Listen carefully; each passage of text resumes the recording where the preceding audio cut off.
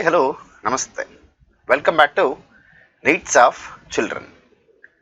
In this session, we are going to get the information about 10th Standard English Medium Social Science. In that, Sociology, Unit number 2, the lesson Labor. Let's come to the what are the very important learning points from this lesson. In this lesson, you will learn the very important points like division of labor, inequality and discrimination in employment as well as labor, labor with pay and without pay, laborers of organized and unorganized sectors, challenges of unorganized laborers. So these are the very important learning points from the labor. So let's come to the concept of division of labor. Here Plato wrote in his book name called as The Republic on the division of labor. He said human society is formed on natural inequalities. This natural inequality is based on division of labor. That is according to Plato. This human society is formed on natural inequalities. This natural inequality is based on division of labor. A society need is fulfilled by different divisions of people. Of course, the example if we are going to be look at that, the food is prepared by farmers, cloth by weavers, and dresses are produced by tailors. The division of labor leads to organic merge of various sections of society. The division of labor is necessary to fulfill the needs of social, economic and political needs of the society. But there should be no exploitation in this process. But even though without division of labor, the concept society cannot be exist. So you can see the pictures, the farmers, they are involving the producing the cotton, whereas spinning, then after weavers, then fabric color, then traders and tailors completed the process. This concept, it is an best example for the division of labor. While discussing on the division of labor, Karl Marx says division of labor creates less skilled workers.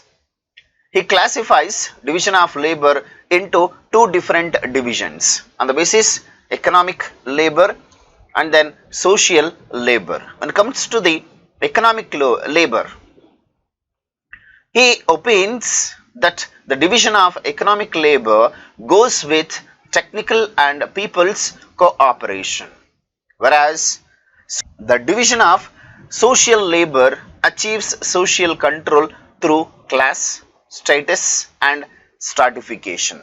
So this is the concept, the division of labor by Karl Marx, economic labor as well as social labor. A different division of labor can be seen in a past industrialized society than industrialized society.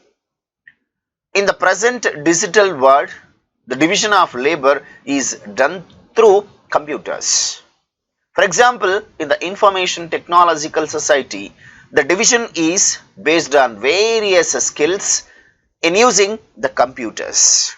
Nowadays, based on the division of labor, it is division the labor on the basis of using the various skills in computers. But in past industrialized society, then based on the different divisions of labor in the past. But now it is everything on the basis of computers, on the basis of skills. As we consult different doctors for different alignments, the computer technicians are consulted for various aspects of information technology related issues. The same way, the specialization creates division of labor. Like this, the concept of specialization creates a division of labor. Here, specialization means having deeper knowledge and in-depth skill in one particular field is called as the specialization. Division of labor has helped people to gain skill in a field and earn economic benefits in accordance to their skills. Due to economic interests, the division of labor class system emerged. Since division of labor found widespread accessibility, business and industrialization emerged.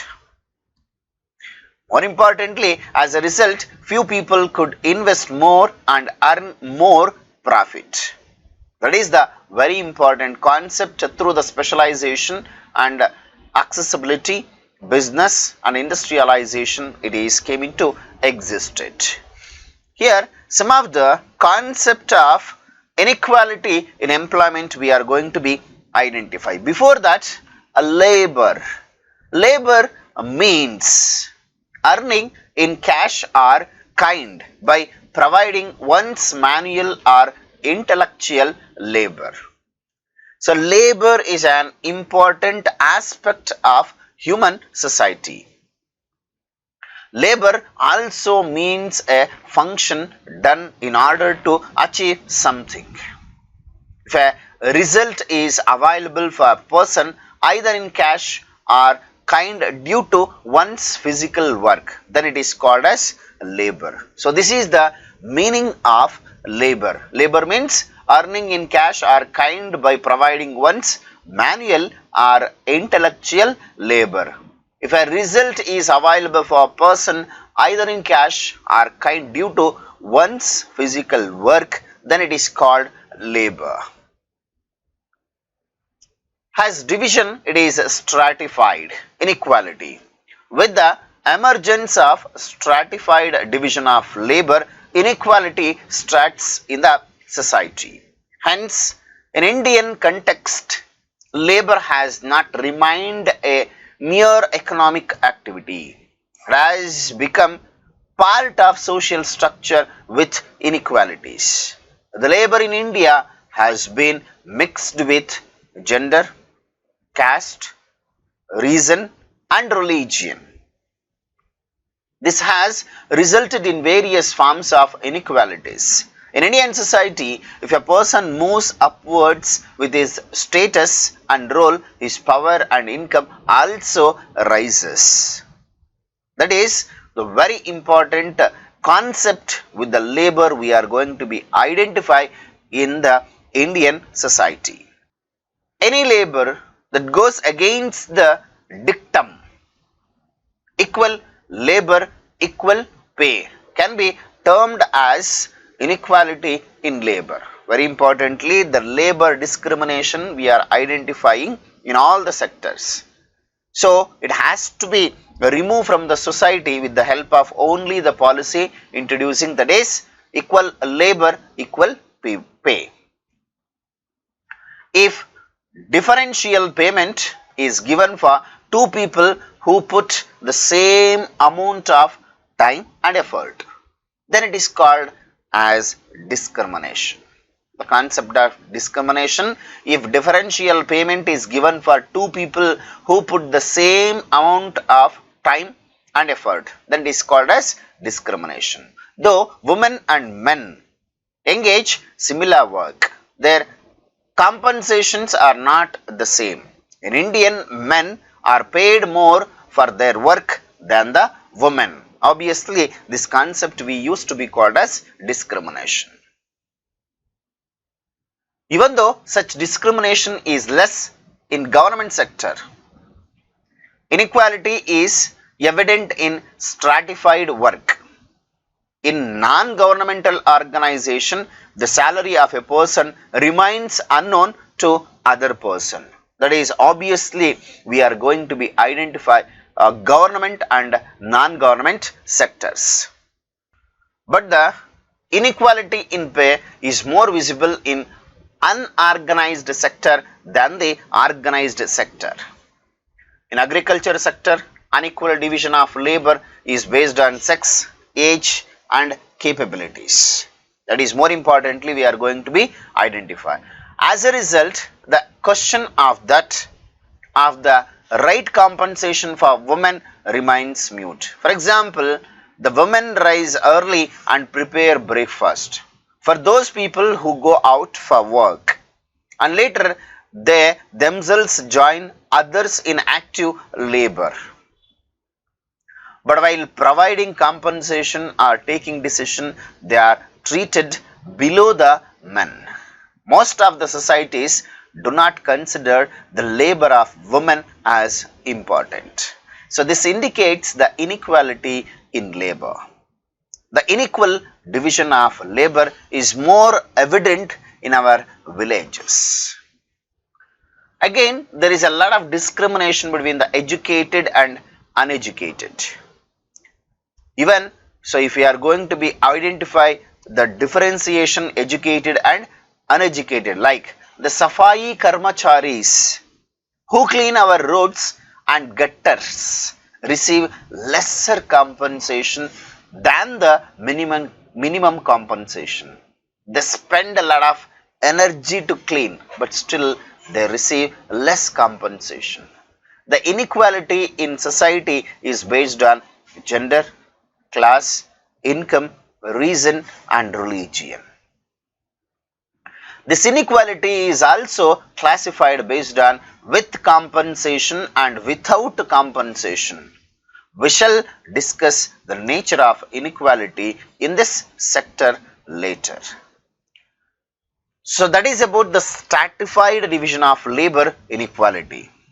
So till now we are get the information about the concept of division of labor, inequality in employment and labor, meaning of labor. I hope you have understood till now what we are discussed. In case of if you having any doubts related to this concept, you can comment in the comment box. I will solve your doubts. I will come back with the next video. Until, keep watching my channel. Thank you. See you in the next session. Bye bye. Take care.